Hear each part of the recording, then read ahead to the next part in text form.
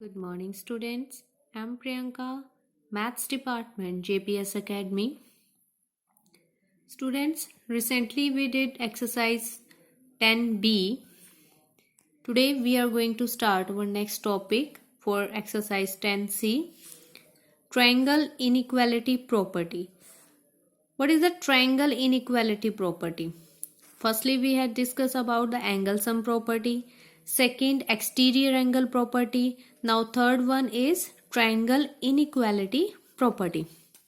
So what it states, the sum of the length of any two sides of triangle is greater than the length of third side.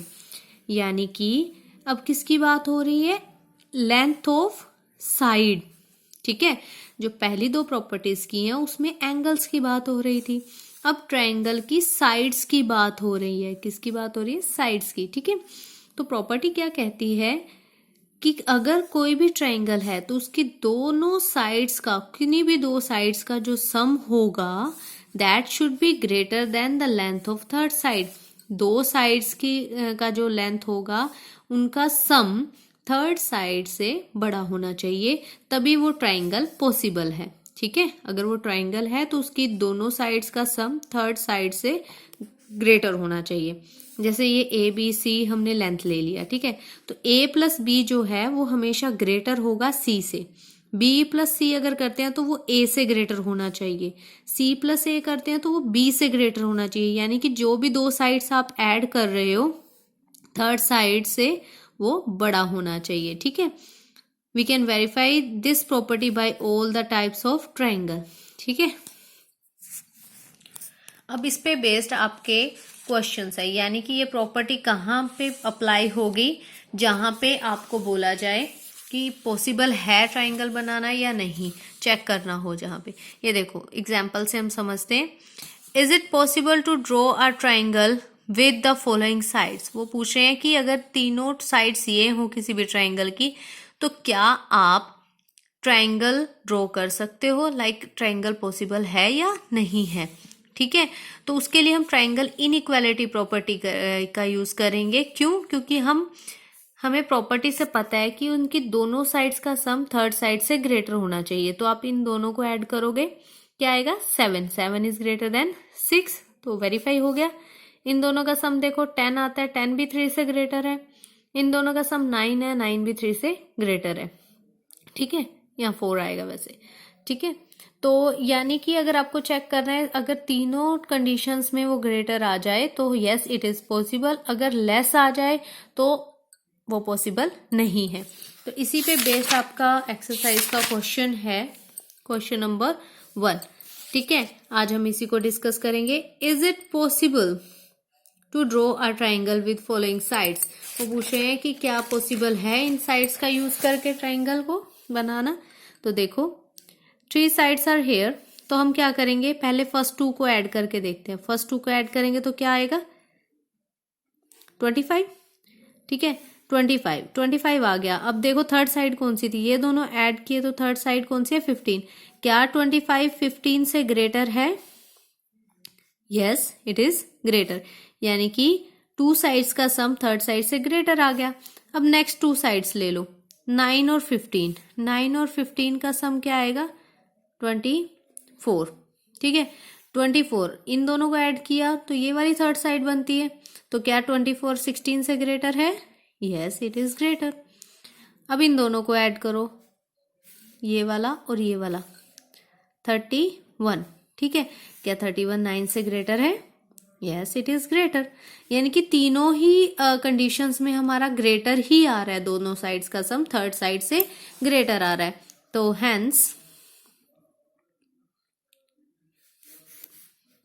It is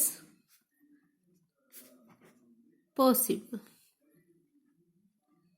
ठीक है, अब बात करते हैं second part की.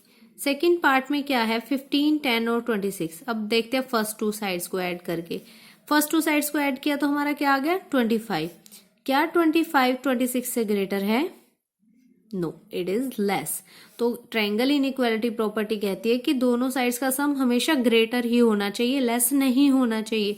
तो हमें बाकी की कंडीशंस चेक करने की नीड ही नहीं है। जब पहली ही कंडीशन सेटिस्फाई नहीं हो रही तो आगे साइड्स को चेक करने का कोई नीड नहीं है। अगर एक भी आपका अनसेटिस्फाई रहता है तो आपका आंसर जो आएगा वो नो ही आएगा। It is not possible. ठीक है। और अगर सपोज करो आपका फर्स्ट टू में तो ग्रेटर आ रहा है, थर्ड वाले में लेस आ गया, तब भी आपका आंसर नो ही आएगा। ठीक है। यानी कि अगर यस लिखना है, पॉसिबिलिटी कब होगी, जब तीनों में ही ग्रेटर आ जाए। ठीक है। अगर एक में भी लेस आ गया टू साइड्स का सम तो आपका पॉसिबल नहीं होगा। ठीक है। अब बात करते हैं, ये सारे पार्ट्स देखो इसी के जैसे हैं, ये खुद से ट्राई करोगे आप। ठीक है। Second question, two sides of a triangle are 14 and 11. We have to find the range of possible measures of third side. आपको बताना है कि थर्ड साइड का मेजरमेंट किस रेंज में होगा। अब थर्ड साइड हम निकाल तो नहीं सकते, बट हम उसकी पॉसिबिलिटी फाइंड कर सकते हैं, रेंज फाइंड कर सकते हैं। टू साइड्स दी हुई हैं, तो टू साइड्स का जो सम है that should be greater than the third side by triangle inequality property. तो let the third side is x।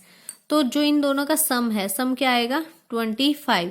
25 क्या होना चाहिए, ग्रेटर होना चाहिए थर्ड साइड से, है ना। By triangle inequality property that should be greater than x। ठीक है। अब नेक्स्ट बात करते हैं, रेंज निकालनी है तो हमें ये भी तो पता होना चाहिए कि ग्रेटर किससे होना चाहिए, यानी कि x जो है वो 25 से तो लेस होना चाहिए, तो ग्रेटर किससे होना चाहिए। अगर दो साइड्स का सम ग्रेटर है x से तो दोनों साइड्स का डिफरेंस जो है वो लेस होना चाहिए, है ना। तो दोनों साइड्स का डिफरेंस क्या हो गया 3 should be less than x। ठीक है। अब रेंज कौन सी हो गई, रेंज लिख देंगे यहाँ पे, 3 से स्टार्ट होके 25 तक, यानी कि 3 से बड़ा होना चाहिए थर्ड साइड और 25 से छोटा। दैट इज क्या क्या पॉसिबिलिटी है, 4 हो सकता है, 5 हो सकता है, 6 भी हो सकता है, 7 हो सकता है, सो ऑन 24 तक कोई भी नंबर हो सकता है, बट 24 से ग्रेटर नहीं होगा, ना ही इससे लेस होगा। That's the range of third side. ठीक है। तो अगर रेंज फाइंड करनी है तो दोनों साइड्स का सम लीजिए और डिफरेंस लीजिए, उन्हीं के बीच में थर्ड साइड आपकी लाई करेगी। ठीक है।